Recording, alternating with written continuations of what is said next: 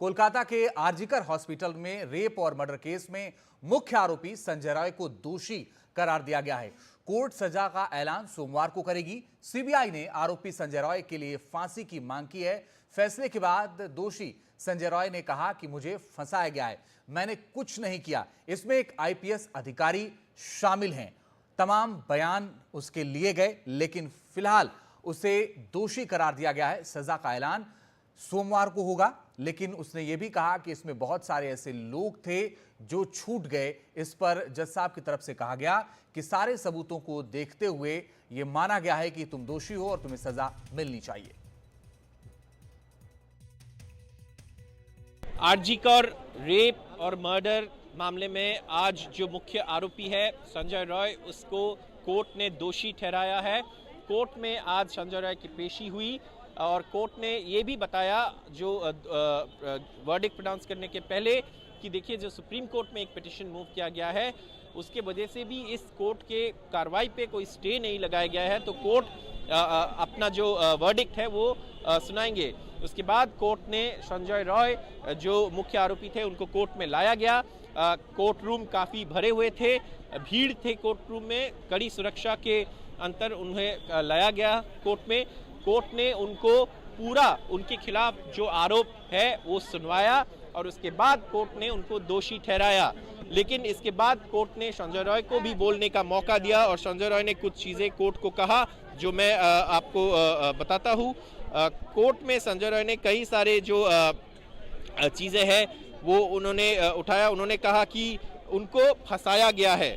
ये भी उन्होंने कहा कि देखिए, तब कोर्ट ने कहा कि देखिए, हम हमारा आर्ग्यूमेंट्स जो है सेंटेंसिंग वगैरह पे वो हम आपको मंडे को सुनेंगे। कोर्ट ने संजय रॉय को दोषी पाया है और जो सेक्शंस है कानून के वो है सेक्शन 64, सेक्शन 67 और 66 और सेक्शन 1031 जो भारतीय न्याय संहिता के सेक्शंस है उसके तहत कोर्ट ने संजय रॉय को दोषी ठहराया है। इसके बाद संजय रॉय ने कहा कि मुझे फंसाया जा रहा है, मैं एक रुद्राक्ष का माला पहनता हूँ, अगर मैंने ये किया होता तो वो टूट गया होता। क्या जस्टिस का उम्मीद रख सकता हूँ मैं? कोर्ट ने इस पर कहा कि हम आपकी बात सोमवार को सुनेंगे। साथ साथ कोर्ट संजय रॉय ने ये भी कहा कि हमने ये नहीं किया है, जिन्होंने किया है उन्हें क्यों जाने दिया जा रहा है। साथ साथ उन्होंने ये भी कहा कोर्ट में कि एक आईपीएस सब जानते हैं, लेकिन मुझे बोलने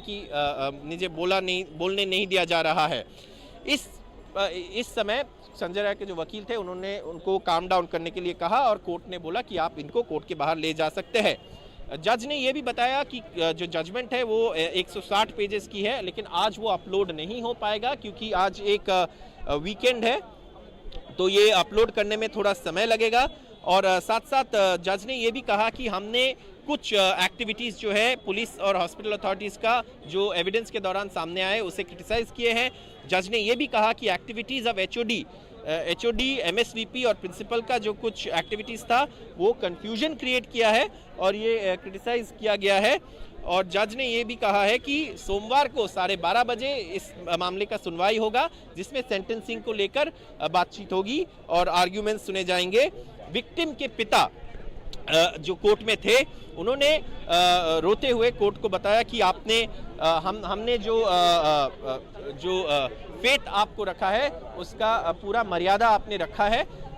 और इसके बाद कोर्ट का जो प्रोसीडिंग्स खत्म हुआ। लेकिन सबसे बड़ी खबर यह है कि RG Kar rape and murder case में जो मुख्य आरोपी है संजय रॉय, उनको कोर्ट ने दोषी ठहराया है। उनकी सज़ा सोमवार को पता चलेगा, क्योंकि सज़ा क्या होगा उसको लेकर जो कोर्ट में आर्ग्यूमेंट्स होने वाला है वो सोमवार को होगा। कैमरा पर्सन अनिरुद्ध त्रिपाठी के साथ कोलकाता से सौरभ गुप्ता, एनडीटीवी इंडिया।